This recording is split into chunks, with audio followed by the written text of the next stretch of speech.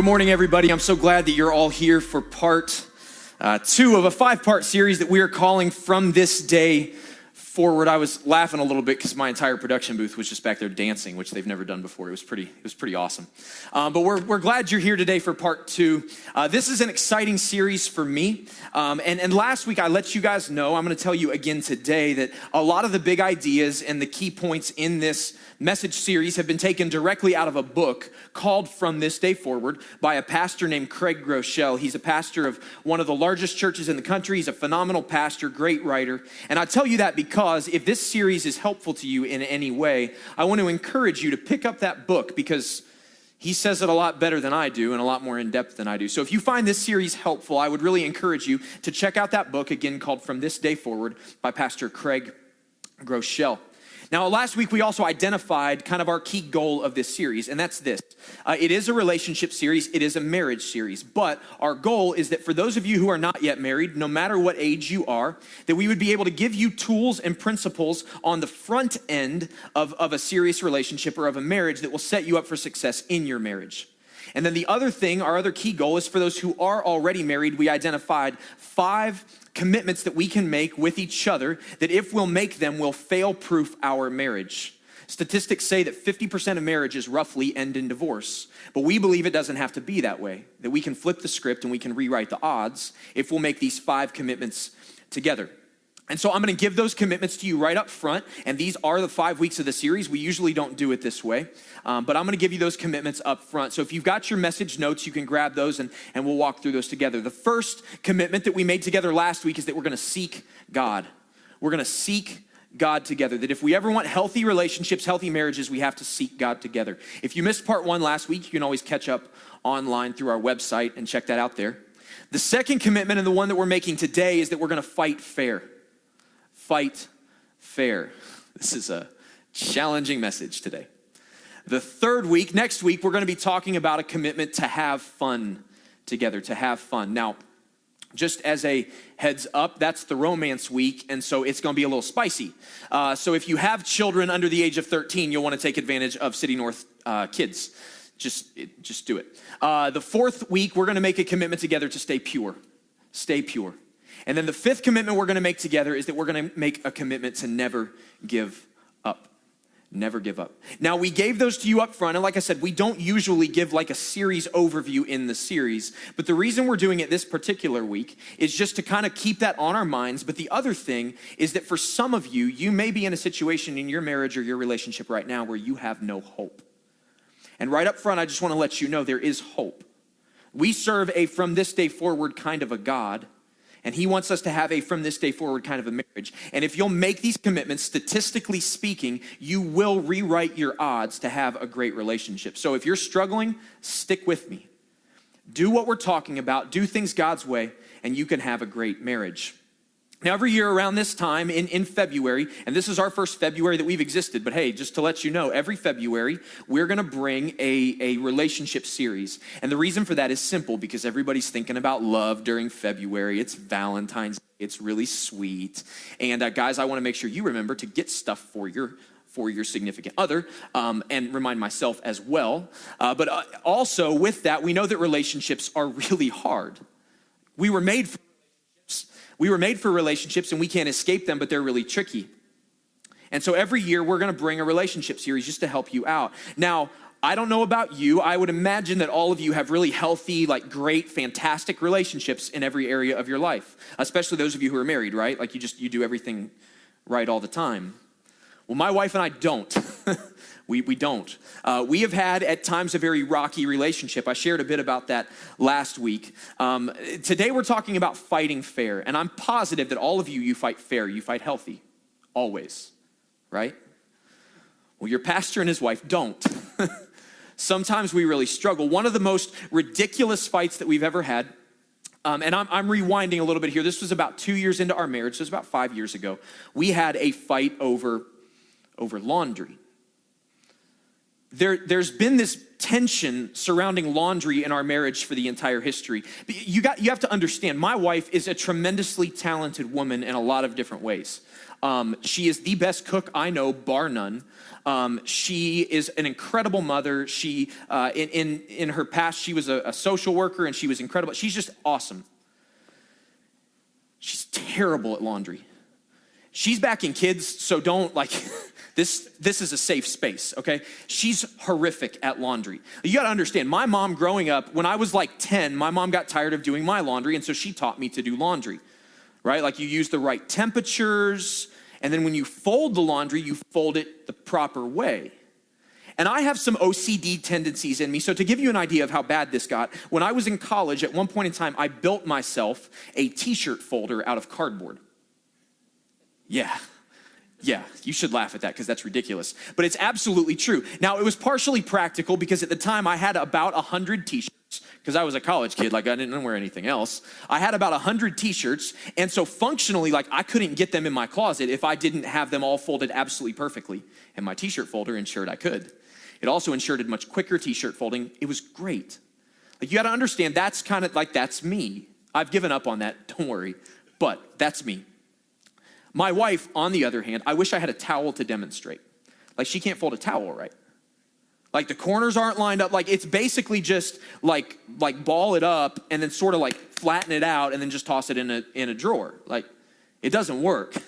It doesn't work. It's wrong. Not just it doesn't work, it's wrong. It's just the wrong way to do it. And so we had this tension building throughout the first couple years of our marriage of we had somehow or another come to the understanding that was one of the household chores that she would do. And I have no earthly idea why we came to this understanding because it was stupid. It didn't work.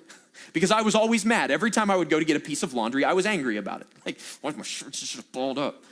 And so we had this tension simmering for a long time. So one day we're at our apartment and I couldn't tell you the circumstances surrounding it, but she made me really angry, which is not super hard. And so I decided that I was just gonna leave the room. So I stomp up the steps and I'm going up, we're in an apartment. So it's a fairly long staircase. I'm stomping up the steps. I'm positive she's yelling behind me because of course. And then I get to the top of the steps. I turn the corner, I go into my bedroom, and there on the bed sits a not so folded basket of clean laundry. And I had this moment of marital stupidity where I thought, yeah, I know how I'm gonna get at her. And so I picked up the basket of laundry, I walked to the top of the steps, checked down the steps to make sure she was not on the steps, and proceeded to chuck the basket of laundry down the steps, making sure that as I did, I tossed it at the appropriate angle so that all the laundry would come flying out first and the basket would follow. And then there was just deathly silence. Nothing. She was in the living room and she said nothing. And how many of you know that sometimes silence is way worse than the yelling that you expected to follow? So we came to an understanding shortly thereafter that if I ever wished to have clean laundry again, that I would be doing my own laundry. She would never be doing it again, and that has served us well since. It was one of the most ridiculous fights we ever had, and I tell you that, and I hope in some way you're laughing at least about how ridiculous that is, because we're talking about fighting today. And as ridiculous and as stupid as that story is, I could tell you 100 more that would not be laughing matters. And for some of you, you're in a spot in your relationship or in your marriage where your fights aren't a laughing matter. Maybe they were at one point, but they're not anymore. In fact, for some of you, you may be at a spot in your marriage where your fights have become so frequent, they've become so deep, the hurts and the wounds become so real and so strong that you don't know how you're gonna make it another day. But there's hope. There really is hope. And there's hope because we serve a God who can do unbelievable things. So today we're gonna talk about principles we can take to fight fair. And it's gonna be very, very practical. We're not gonna use a ton of scripture today. It's gonna be very practical. I just wanna give you tools to use. Because if you're in a spot where you're struggling, or for those of you who are not in a spot where you're struggling, you will be one day, you just need some tools. You need some stuff to do. So it's gonna be really, really practical. Now, listen, we all fight. We just have to get that off the table right away. Sometimes it's easy for you guys to sit in your seats. I've experienced this at least a little bit, to sit in your seats and go, well, this is the pastor talking, his marriage is probably perfect. It's not. In fact, as I shared last week, if you were to look at my marriage historically, just in vulnerability to you, about 2.5 years ago, The only reason my wife and I stayed together is because we had a 6-month-old daughter. We were broken, we were messed up. And there was a whole series of events that led to that. And I'm not gonna get into all those details now, but I tell you that simply to tell you that I don't just understand like good marriages. I understand bad marriages because I've been there. But there are principles that if we put them into place can help us. All couples fight. If you fight, like just know you're not alone. Everybody here does. We all fight. The issue is not whether we do or don't fight. The issue is how we fight. You see, healthy couples fight fair and unhealthy couples fight dirty. And so today what I want to do is give you some practical tools to help you start fighting fair so that you can improve your odds. Now there was a study done several years ago by a man named Dr. John Gottman. And he studied, he does like marriage and family studies, and he studied how couples fought. For 16 years he conducted this study. And at the end of the study he determined that within 5 minutes of observing a couple fight, he could determine to 91% accuracy whether or not they would make it in their marriage or not, which is kind of shocking. But what he did is he identified the fact that it was never about how couples fight. It was always about how they fight. It was always about how they fight. That if couples fight for resolution, then it works. But if couples fight to win, it doesn't work. Healthy couples fight for resolution. Unhealthy couples fight to win. Now, if you're a competitive person at all, you're like, oh man. Yeah. I often fight to win. I played a lot of sports growing up, and I still love to play sports. And as some of the people in this room who have golfed with me can attest to, I don't do so well when I'm not winning. I just don't. And I bring that into my relationship. Unhealthy couples fight for resolution. And so what we're gonna do today is we're gonna look at a passage in the book of James that's gonna give us 3 rules that we can have to fight fair, that we can fight for resolution rather than to fight to win. So if you have your message notes, this will be there. It'll be on the screen behind me as well. So James chapter 1, this is what it says. It says, everyone should be what? Quick to listen. Whoops. Everyone should be slow to speak. Whoops. Everyone should be slow to become angry. Whoops. Because man's anger does not bring about the righteous life that God desires. And so what we're going to do today is we're going to pull out of each one of those things. Everyone should be quick to listen, slow to speak, slow to become angry. We're going to pull out 3 rules that we can use in our relationships to bring us health. And it's pretty incredible, I think, what we can pull out of this. So here we go. Step number 1, here are 3 rules to fight fair. The first rule is this: you need to stop to listen carefully. Everyone should be quick to listen. Stop to listen carefully. That's the first thing we need to do. Like, we just need to stop. If things are escalating, we need to stop and listen carefully. Because so often we don't. So often, and I don't know, like, again, I'm sure you guys all get this right. You're fantastic people. I'm sure you are never slow to listen, but I am. Often what I'm quick to do is I'm quick to speak. I'm quick to argue back. I'm quick to make a point. It's amazing how many times in my marital history, my wife has said, can I just finish one thing? Just one, can I just finish something? No, you can't. Because I'm already right, and you just need to know that. Isn't that the approach we take the majority of the time? Just out of curiosity, how many times for those of you who have done that, like, no, you can't finish because I'm right, how many times has that worked? Like, has it ever worked for any of you? Because I'm still batting 0 for, and I mean, it's like 0 for probably 372. Like, it's a lot of times, and it's never worked. We need to stop to listen carefully. Being quick to speak doesn't work very well. In fact, the Bible addresses this too. In the book of Proverbs, it says this. It says, fools have no interest in understanding. They just want to air their own opinions. Fools have no interest in understanding. That's a verse that I don't really like. I'd prefer to just kind of get rid of it because it's telling me that I'm a fool. And I don't like that so much. But that's often what we do in fights. We're not trying to understand. We're just trying to be heard or to make a point or to win. In the book, 7 Habits of Highly Effective People, Dr. Stephen Covey, who, if you've ever read that book, it's kind of a seminal book on leadership and personal development and things like that. And Dr. Covey identifies these 7 habits that really effective people have in their lives. And one of the habits that he identifies is, he says, one of the effective habits is that you seek first to understand and then to be understood. Seek first to understand and then to be understood.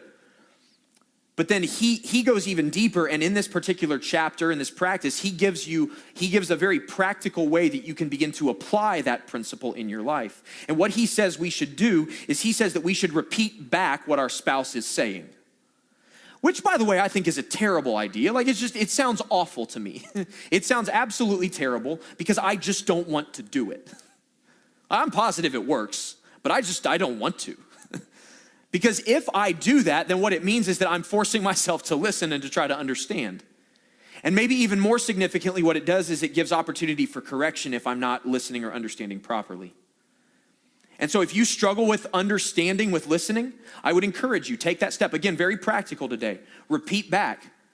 Honey, this is what I hear you saying. Oh, that's not quite it? Okay, well then help me understand. And it's even more powerful if you take it one step further. I want to get a little bit participatory, which I don't usually do. How many of you in the room are very emotional processors? You're very emotional. There's more emotional people in the room than that. How many of you are very logical and practical processors? How many of you, your spouse is the exact opposite of what you are? Yeah. So my wife is very visceral. She has very strong emotional reactions to stuff. And I'm just like, what are you doing? Like, I don't know. Why are you doing that? Why are you freaking out? Like, oh my goodness, we didn't lock the garage door tonight. Nobody's breaking in our house. Like, it's fine. And if they do, they're going to bring our kids back in 10 minutes anyway. Like, they're not going to keep them. They're just not. So she's very visceral. She has very strong emotional reactions. I'm a little bit more even-keeled, and this causes problems. Well, what repeating back does, if you take it one step further, is that you can actually validate the emotional response that the other person is having. It doesn't mean you have to agree on the issue, but what you can do is you can bring yourself to a place where you say, I can understand why you would feel that way, and I value that. You can bring yourself to a place where you say, I value you more than I value being right, because I love you. I mean, I love the fact that I'm right, but I love you more. That's very, very important. Everyone should first of all be quick to listen. Everyone should be slow to speak. That's the second thing. So our second rule for fighting fair is that we need to guard our words faithfully. Guard our words faithfully. There's another verse in Proverbs that I don't like, but I'm going to read it for you today. And it says this. It says, watch your tongue and keep your mouth shut, and you'll stay out of trouble. Watch your tongue. I love how, like, watch your tongue, keep your mouth shut. Just keep it shut. I don't know about you. I'm sure you all do much better at this than I do, but the number of times in my life that I have opened my mouth and then the things that have come out I have immediately attempted to pull back in is shocking. It is amazing how many times I've just opened my mouth and things have come out and I'm like, nope, I didn't want to say that. I didn't mean to do that. And it just causes problems. We need to guard our words faithfully. This is a great verse. It is not, however, a great verse to quote in the middle of the fight, so don't do that. But practically, what does that look like? Again, just get very, very practical here. There's two filters that we can use. Two filters we can use when we're in the middle of an escalating fight to determine whether or not we should open our mouths. The first is this: should it be said at all? That's the first filter. Should what I'm about to say be said at all? Should it be said at all? It's a great filter. Unfortunately, you have to have the wherewithal and the soundness of mind to actually answer it honestly, but it's a great filter. Should this be said at all? See, our words have an incredible power to either build up or tear down. Our words have an incredible power to either bring life or bring death, and I cannot overstate that enough. Like the old adage that you heard growing up, sticks and stones may break my bones, but words will never hurt me, is a lie from the pit of hell. It is not true. It is absolutely false. And you know that intuitively because for some of you, you remember words that kids said to you on the playground when you were 5, and you probably said that back to them, but those words stuck in you. Our words have the power to bring life, or our words have the power to bring death. Should this be said at all? Very simply, does this bring this person life? No? Don't say it. Just don't do it. So, if you would say, yeah, this can build up, like even in a, well, like it's not real life-giving right now, but like they need to know, like there's a struggle here, there's an issue, I need to say it. There's a second filter, and that filter is, should it be said right now? Should this be said right now? Because how many of you know that often what you say in the middle of a fight gets turned around and it's not what you meant to say at all? If I could say it very simply, you need to work on your relationship in times of peace, not in times of conflict. Because when you try to work on your relationship in times of conflict, it just doesn't work. It just doesn't. Should this be said at all? Should this be said right now? But even that is not enough sometimes. Like there can be places in your relationship where sometimes the hurt and the pain is deep enough. Sometimes the wounds and the fighting has become so big that you just need some positive momentum, because no matter what you say, it's received with defensiveness. And so I want to give you 2 questions, and none of this is in your notes. There's space on the back if you want to write some of this stuff down, because I just want it to kind of sink in. But there's 2 questions you can ask, the first of which is designed to help just bring some positive momentum. If you're in a spot where even pausing until times of peace is hard, here's the first question. What are 3 things I do to bless you? What are 3 things I do to bless you? And here's the power in that question. When you ask your spouse that, and by the way, spouses, if your spouse asks you that question, figure out 3 things. Answer them. Nothing. You do nothing. That's not going to help. Answer them. And then repeat the question back. Because here's what happens when you ask that question, you're creating a safe environment in which your spouse can, if they work hard enough, can come up with 3 things. I remember early in my career as a youth pastor, there was this girl in my youth group. I was probably 23-ish. And she was in 6th grade at this point in time. And I love middle schoolers. There's something about the middle school age that I just really like. I didn't like this girl, like at all. She was terrible. All she did every week, she would come in and she would just like sprint around the room and scream.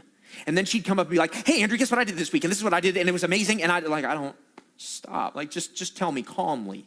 Like, all she did was yell and scream and run around and tell me stuff that I didn't care about. She was terrible.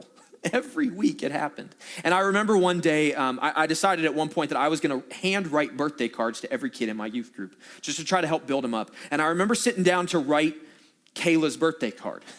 And I remember sitting at my desk, and like I had this moment of panic. It's like, I don't know what I'm going to write to this girl. Like, I don't like her. In every birthday card, I tried to highlight, 1 or 2 things that I just really loved and I could just build up and encourage. Like, I don't know what I'm going to write to this girl. I have no idea. And finally, I remember like it was a very seminal moment in my ministry career, if you want to call it that, in my life as a pastor, where I kind of had this light bulb come on of like, you know what? You might not even like it, but you often laugh at her when she's running around the room. Like, you laugh because it's dumb, but you're laughing and there's something good in there. And I remember writing on this card, hey, Kayla, it was the shortest birthday card I wrote the whole year. Hey, Kayla, happy birthday. Thanks for making me laugh every week, Andrew. Like, that was it. That was the whole thing, because I couldn't come up with anything more. And I put the card in the mail, and the next Wednesday she came to youth group, and she was literally from that day on, she was a completely different kid with me. There was a seriousness. There was like a he cares about me. And it was so clear and so obvious, and we never talked about the birthday card. But I say that because, listen, even in your darkest moments, you can come up with something. What are 3 things you do to bless me? And when you speak life over your spouse, it changes everything, because so often in the midst of conflict, especially when the conflict is happening regularly, we just speak death. It's just death and death and death and death. And death will never bring life. The second question, once you start to build up some relational capital by asking that question, you can ask a second question, which is this: what are 3 things I could do that would be an even bigger blessing? What are 3 things I could do that would be an even bigger blessing? And here's why that question is powerful. Because so often when we talk about the problems in our marriage, we talk about them in a very life-taking way. Well, this is what you do that really bothers me. And this is what you do that I don't like. And this is what you do that, like, it just always drives me crazy. And that doesn't bring life. But if we phrase the question in such a way that we say, what are 3 things that I could do better to be more of a blessing? It offers our spouse opportunity in a safe way to build us up and to speak to us in a life-giving manner. Always seek to bring life. And if you'll follow those rules, you're still going to get into a fight. Like you're still going to, because you're always going to fight. But you also need to put some rules in place for your fight, some lines that you will never cross. Now, people here who are not yet married but hope to be one day, you need to really pay attention to this. And here's why. Because your behavior today determine your habits for tomorrow. And so whatever habits, whatever patterns you put in place in your life today, whatever rules you set will determine your future marriage. So here's some rules that you can put in place for your words. The first is never call names. Never call names, unless it's like your little pet name, like love name for each other, that's fine. But don't call names. The second rule, never raise your voice, because nothing good comes of it, ever. It just never works. It never works. Step back, count to 10, breathe in, like sing a song, say a prayer, say 14 prayers, pray in tongues. Like I don't care what you do something to calm yourself down. The third rule, never get historical. That's not a typo, never get historical. Like, well, back in 1962, I remember when you went to play softball. My parents have this ongoing thing that actually I just learned about a couple years ago, where I guess my dad early on in their marriage at one point just like left to go play sports. And mom didn't know. And he got home and found out about it. And he didn't make that mistake again. But like they're still like, well, you remember when you did this? Don't do that. Don't get historical. It doesn't help. The next rule, never say never or always. Never say never or always. This is one of the fastest ways just to get offensive because it's rarely true. It makes it about who they are and not the issue at hand. Never threaten divorce. Nothing good comes from it. It just doesn't. All it does is create doubt in your spouse's mind about the health and the future of your relationship. People don't change because you threaten divorce. Just don't do it. And the last rule, never quote your pastor. Just leave me out of it. Like, I didn't get you in the mess, leave me out of the mess. Well, Pastor Andrew said this. No, don't do that. I'm home throwing laundry baskets. So leave me out of it, all right? Stop to listen carefully. Guard your words faithfully. And then finally, if you're taking notes, this is the third rule. Manage our anger righteously. Manage our anger righteously. In Ephesians chapter 4, it says this. It says, in your anger, because you will get angry, so in your anger, do not sin. In other words, you can get angry. Like that's legitimate. You don't have to sin while you're angry. It's what you do with your anger that determines whether it's right or wrong. Do not let the sun go down while you are angry.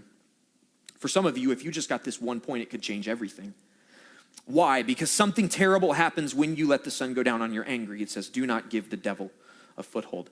Anytime you go to sleep with unresolved anger, with unresolved issues, you're giving the devil a foothold into your relationship. It's that serious and it's that drastic. I cannot overstate that enough. Because what happens the next day? You wake up and that little problem is a little bigger. If I could say it this way, every big problem you have today started as a small problem yesterday. And you just didn't fix it, and so it got worse. Now, for single people, you need to understand that when you get married, you automatically become very skilled in the art of the night fight. Now, married people, like, you know what I'm talking about. There's the night fight. Like, you argue all day, you're fighting. You go to bed, and you immediately assume the night fight position, which is where you lay back to back. And there's always two roles. Like, one of you is always the silent fighter, and one of you is always the huffer. The silent fighter is the one who lays there, and like, this is... I'm not going to let you know who is who in my relationship, but the silent fighter lays there and thinks the whole time, I'm not even going to give them the satisfaction of knowing that I am breathing. Like if she wants to shake me to find out if I'm alive, I will make no sound. She will think I'm dead. The huffer, on the other hand, about every 3.5 seconds, stands up in bed, leaps, jumps, pulls all the covers with them, all the while going, ugh, ugh. Right, that's the huffer. There's always two roles. Like single people, just understand it's going to happen. You're going to be one of the two. And so this is what happens. We do that, and then we draw a line of demarcation in the middle of the bed. Like if a toe crosses that line, it is fair game. I will take it out. This is the art of the night fight, right? But this is, you're laughing because for those of you who are married, like you've been there. You've done this ridiculous, absolutely insane thing. Don't do it. Just don't let the sun go down on your anger because you allow the devil a foothold.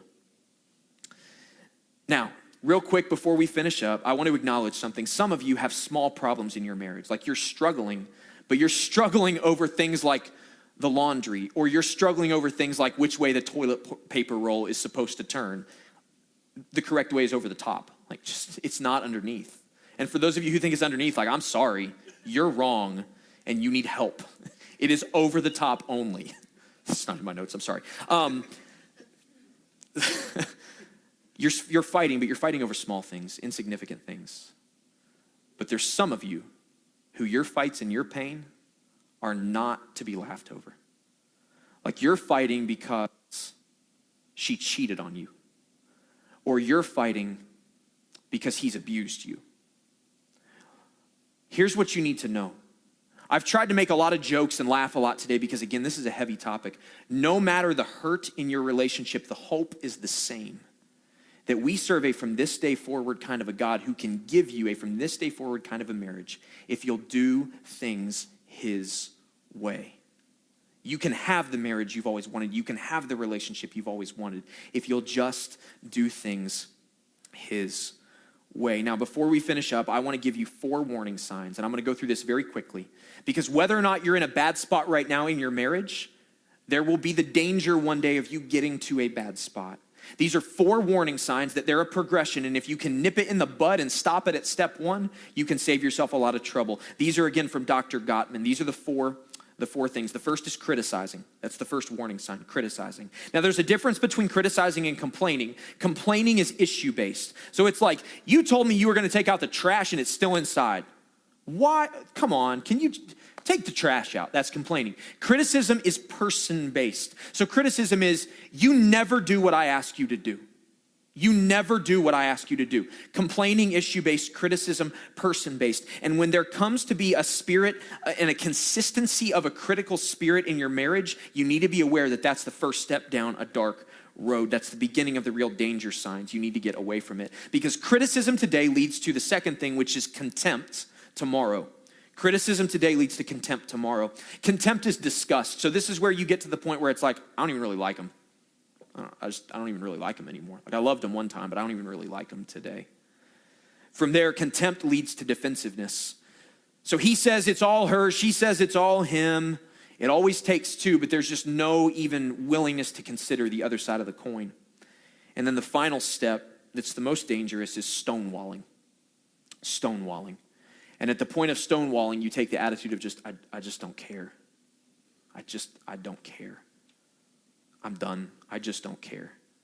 If you see those things, hear me, because for some of you, you're in that process now. If you see those things, you need to stop.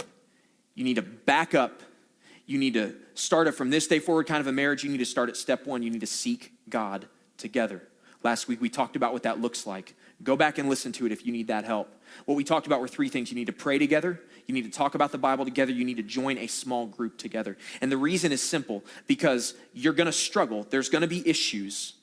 You need to seek God together, and you need people around you who will encourage you and give you the strength you need to carry on when things are the hardest. And if you'll do those things, you got to understand that all things are possible with our God. He can heal you. He can do a miracle in your life. He can do things that you could never do on your own. And if you'll take the attitude that, hey, we're not going to fight across the table, but we're going to come together and fight on the same side. We're going to fight our common enemy together, and we're going to win. The way it says it in Romans is this: do not be overcome by evil, but overcome evil with good. If you can come to that place as a couple, you're seeking God together, you're fighting for resolution, even in the midst of the worst pain, you can have healing. You can have healing. Let's pray together this morning. God, I want to thank you right now in this moment for your word, for the promises of the scriptures, which just give us so much promise, so much truth, so much hope. God, I want to thank you for the verse in James that gives us these rules. And God, today I pray that for every person here who is struggling in their marriage, for every person here who is just having a difficult time, I pray that you would be with them. I pray that your spirit would be on them, that you would give them strength. God, I pray that you would send them great people around them to surround them, to encourage them, to build them up, to give them strength, to fight fair. God, help all of us be quick to listen. Help all of us be slow to speak. And help all of us to be slow to become angry. And for those where there's hurt and there's brokenness and there's pain in our marriages, God, I pray that you would help us to be men and women of forgiveness. Men and women who want to have a from this day forward kind of a marriage that as you have forgiven us, so we would forgive those around us. As you keep your heads bowed for me, some of you today are tired. You're just worn out. You're tired because for a long time you've been going it alone. You've had some hurt and some pain in your relationships. And you're just doing things on your own because it's easier. But you're tired. You're just exhausted. Like you're fighting, you want things to get better, but you're just worn out. I want you to know today that you can have peace. You can have life. That God never intended you to live a life of exhaustion, but God desired to give you a life that was full, a life of abundance and of peace and of purpose. And all it takes is for you to surrender your life to Jesus. Like all of you. Like even the stuff that you're fighting about. All the things in your life that you're trying so hard to control and get right. Like if you're tired, the trick is not to work harder. The trick is to lay that stuff down in front of Jesus and say, it's yours.